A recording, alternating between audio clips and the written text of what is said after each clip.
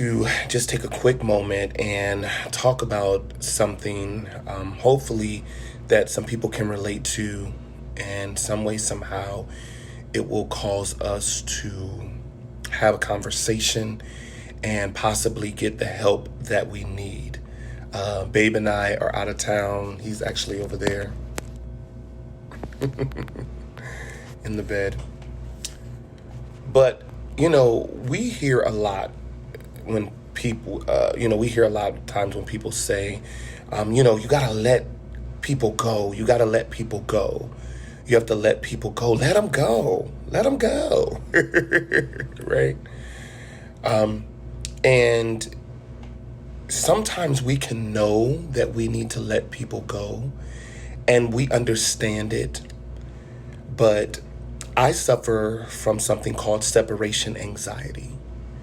That is a result of the abuse that I went through in my past, the result of me being abused and nobody coming to rescue me, the result of my father leaving when I was a little boy. And no matter what relationship I get into, or friendship or business-ship, when that season is over, it is devastating for me. And I know I don't talk about it all the time and I don't show it on my pictures, but I'm learning to open up more. And it is very difficult for me, due to my separation anxiety, to just let people go. I know that our season is over. I know that it's not a right fit. It's just hard. And this is part of the reason why most of the time, by the time I get out of a relationship, things have gotten so messy, because the first time that the universe tells me to leave, I don't. The second time, I don't. The third time, I don't. And by the time the universe speaks and I leave, it's turning into a whole disaster. So I wanted to share my story because I know that there are other people out there like me who struggle with having to let people go.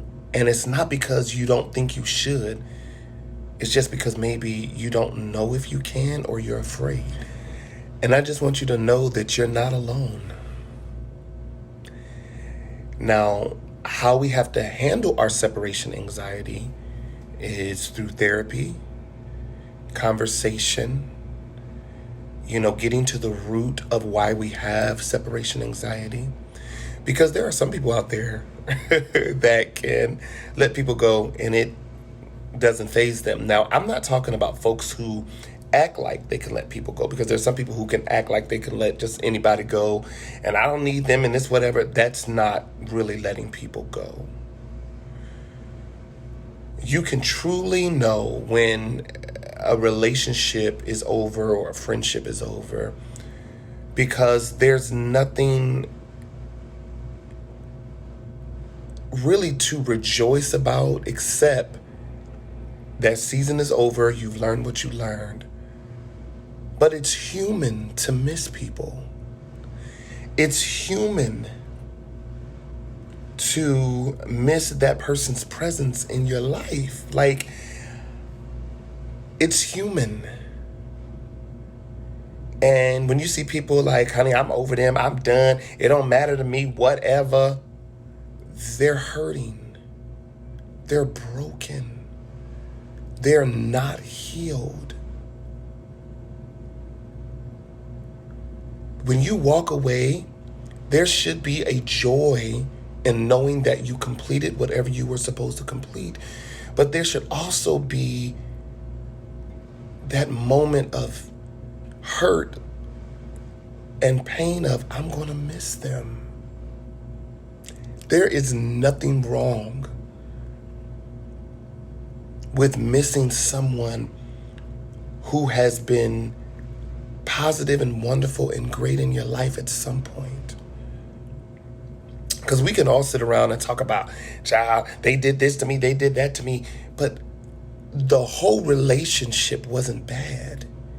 We will take 2 or 3 isolated incidents and count that as the whole relationship.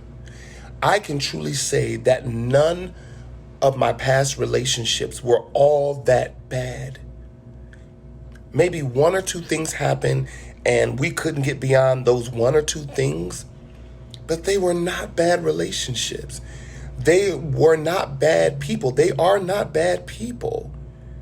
Our season was just over and we chose to stay longer than what we should. And the truth is that doesn't always feel so great, to have to let someone go after you've been working with them all this time. But if we're ever going to be free to grow and evolve, one, we have to learn how to listen to the universe when God speaks and says, hey, it's time to let go. Nobody wants to leave when everything's good, and it seems like God never speaks until things are good, right? And you're like, why would I leave this? Why? There's no reason for me to leave. I'm not going nowhere. But the more you don't listen, the louder the voice gets. And when I'm not talking about loud like that, I'm talking about loud in signs. Hey, let him go. Hey, let him go. Hey, let him go. Hey, let him go. Like, that's how the signs come. And by the time most of us listen, it's turned into a shit show. But when we leave like we're supposed to, there will be that joy and that pain at the same time. Nothing to be all joyous. I mean, they call good riddance, I'm done. When you see all of that,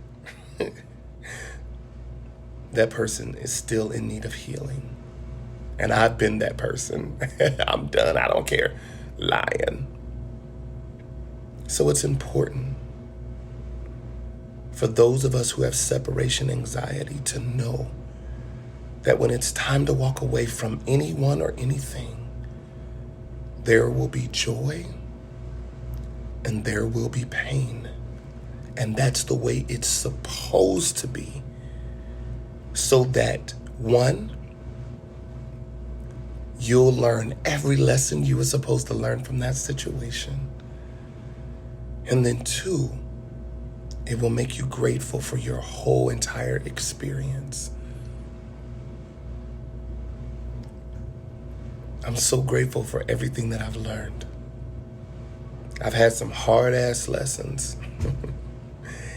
And I have experienced some hard-ass shit because of my own hard-headedness. None of my situations ever had to get as bad as they were if I would have just listened.